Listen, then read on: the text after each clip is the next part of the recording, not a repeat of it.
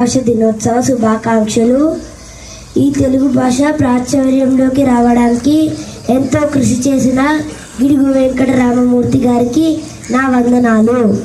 నిన్ను సేవింపగా నా పాదాలు పొడమని నిత్యోత్సవం బవ్వని సంసార మోహంబుపై కొనని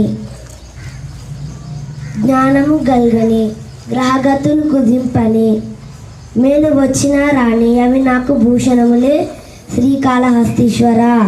దాని భావం, ఈశ్వర, నేను నీకు సేవ చేస్తున్నప్పుడు నాకు కష్టాలు రాని సుఖాలు రాని, జనుడు నన్ను సామాన్యుడనని మహాత్ముడనని జ్ఞానము రాని కుని సంసారం నన్ను కృంగదీసిన అవన్నీ నాకు ఆభరణాలే కనిపిస్తాయి. ఇదను